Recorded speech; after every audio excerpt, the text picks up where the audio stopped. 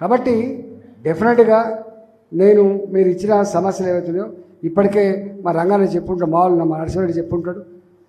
ఇక్కడ నాకు ఒక దరఖాస్తు ఇచ్చింది చక్కన, అయ్యా ఎల్బీ నగర్ గిటగిటి సంగతి అంటే నేను not only for LB Nagar, మీకు తెలుసు దేశానికి ఒక ఆర్డర్ ఇవ్వమని చెప్పిన నేను. నా ఎల్బీ నగర్ కోసం కాదు, ఎక్కడెక్కడైతే గొప్ప గొప్ప నగరాలు ఉన్నాయో, వ్యాపార ప్రాంతాలు ఉన్నాయో, ఆ వ్యాపార ప్రాంతాలలో మీరు గోడలు కట్టి మట్టి నింపి ఆర్యూబులు వేస్తే ఆ సిటీకి అందం పోతుంది. ఆ సిటీలో ఒక ఇంచు జాగా దొరకదు, పార్కింగ్ ప్లేస్ ఉంటుంది, బ్యూటిఫికేషన్ ఉంటుంది, కొన్ని వేల మందికి ఉపాధి కావాలి పట్టణాలలో. రూరల్ పావర్టీ కంటే కూడా అర్బన్ పావర్టీ చాలా డేంజరస్గా ఉంటుంది. మీరు ఎందుకు ఆలోచిస్తలేరు? కట్టినంటే బ్రిడ్జ్ కోసమే కట్టవా?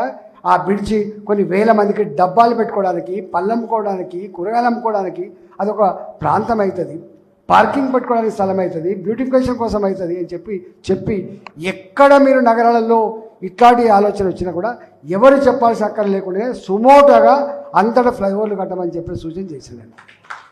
Not only for LB Nagar. మొన్న 3 రోజులు మళ్ళా మీ చుట్టూ తిరుగుతూనే మళ్ళీ 3 రోజులు మొన్న రైల్వే డిపార్ట్మెంట్ ఎవరు తిరిగాను నేను. వాళ్ళు అన్నారు మాకు చెప్తే మేము తిరగాలంటే, నీకు చెప్తే తిరిగి వస్తావా, నీకు కూడా తిరగాలని చెప్పాను. నాకు మా వాళ్ళు ఓట్లేసింది, నన్ను ఇంట్లో పండమని వేయలేదు, నాకు ఓట్లు వేసింది బాగా చెప్తా, మా వాళ్ళ మధ్య తిరిగి మా వాళ్ళ ఆలోచన తీసుకొని వాళ్ళకు తెలుస్తుంది. నీకు తెలియని సమస్య, నాకు తెలియని సమస్య, మా లోకల్గా ఉండే ప్రజలు తెలుస్తుంది సుమా, నీవు అనుకుంటున్నావు నువ్వు టెక్నికల్ అని చెప్పి, నీ టెక్నికల్ కంటే కూడా మా వాళ్ళకి ఎక్కడ నాలెడ్జ్ ఉంటుందని చెప్పాను. తిరిగినాం మేము. తిరిగి ఇప్పుడు 2-3 నెలల్లో మొత్తం 30 ఏళ్ళుగా 40 ఏళ్ళుగా సమస్యలు పరిష్కారం కాలేదు. రాష్ట్ర ప్రభుత్వం మీద కేంద్రం చెప్తుంది, కేంద్రం మీద రాష్ట్రం చెప్తుంది, ఇద్దరు కలిసి ప్రజలకు షడగోపం పెట్టింది. నేనన్నా ఈసారి కేంద్ర ప్రభుత్వం రాష్ట్ర ప్రభుత్వం వేరు కాదు, టెక్నికల్గా బాధ్యతలు వేరు కావచ్చు, పేర్లు వేరు కావచ్చు, కానీ అందరూ కూడా ప్రజల డబ్బులు కాపాదారులు మాత్రమే. నీ ఇంట్లోకి వెళ్ళి చెయ్యవు. ఆర్యూబీ కడితే ఇది రైల్వే డిపార్ట్మెంట్ టెక్నికల్గా కేంద్ర ప్రభుత్వం ఆధ్వర్యంలో ఉండొచ్చు, అటుపక్క ఇటుపక్క అప్రోచెస్ రాష్ట్ర ప్రభుత్వ బాధ్యత కావచ్చు, కానీ జాగీర్ కాదు, అది ప్రజల జాగీర్. కానీ ప్రజల్ని వేధించడానికి ఈ రెండింటి మధ్య వచ్చేస్తుంటే మనం ఏం చెప్పినాం, 100% రైల్వే డిపార్ట్మెంట్ పరంగా ₹1 రాష్ట్ర ప్రభుత్వం సహకరించకపోయినా మొత్తం మనం పెట్టి చేస్తామని చెప్పి కొత్త ప్రతిపాదన పెట్టాం. మేము కొత్త ప్రతిపాదన జీవో కూడా తెచ్చిస్తామని గుర్తుపెట్టుకోండి. జీవోలు దేవుడు ఇయ్యడు, స్టాటిక్గా ఉండదు. గవర్నమెంట్ అనేది ఎప్పుడు స్టాటిక్గా ఉండదు, ఎప్పుడు డైనమిక్గా ఉంటుంది. మారిన పరిస్థితికి అనుగుణంగా మారేటోడే ఆ నిర్ణయాలు తీసుకుంటాడే నాయకుడు తప్ప ఇక మీ ఇట్లనే ఉంది రూలు ఉండదు. అట్లా రూల్స్ ఎప్పటికప్పుడు మారుతూ ఉంటాయి, ప్రజల అవసరాల కోసం మారుతూ ఉంటాయి.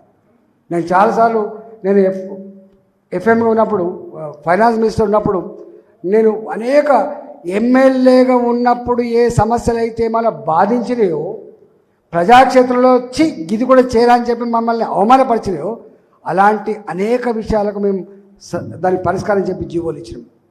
అందుకనే ఇక్కడ ఈ పైసలు ఇంపార్టెంట్ కాదు. వీళ్ళు ఎంత మేరకు ఏం చేస్తారంటే గవర్నమెంట్ పరంగా ఎంత డబ్బు ఖర్చు అవుతుందని చూస్తారు, కానీ దానివల్ల ఉత్పన్నమైనటువంటి రుగ్మతల వల్ల ఎన్ని వేల కోట్ల రూపాయలు ప్రజలు నష్టపోతున్నారో కూడా ఆలోచించేయండి.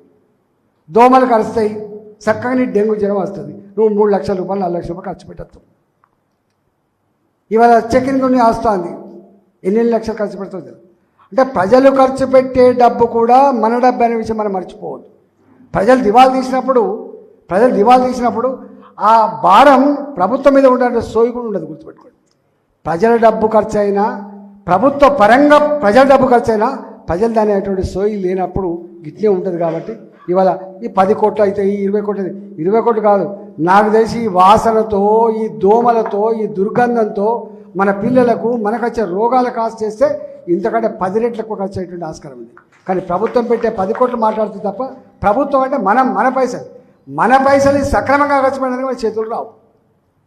అనేక వాటికి వేస్ట్గా చేస్తారు, కానీ వీటికి చేతులు రావు. డెఫినెట్గా ఇవాళ ఈ మొత్తం నాట్ ఓన్లీ మల్కాగిరి, ఎంటైర్ సిటీలో ఉన్నటువంటి ఇట్లాంటి వాడికి కొంత పరిష్కారం చెప్పడానికి కేంద్రంతో నేను నాలాంటి వాడే మాట్లాడుకొని, ఎందుకంటే మేము చూసిన వాళ్ళం, చేసిన వాళ్ళం, ఆ అనుభవం ఉన్నవాళ్ళం కాబట్టి ఇవాళ డెఫినెట్గా దీని పరిష్కారం కోసం ఒక ప్రయత్నం చేస్తా అని చెప్పి మీకు మాట ఇస్తూ ఉన్నాం.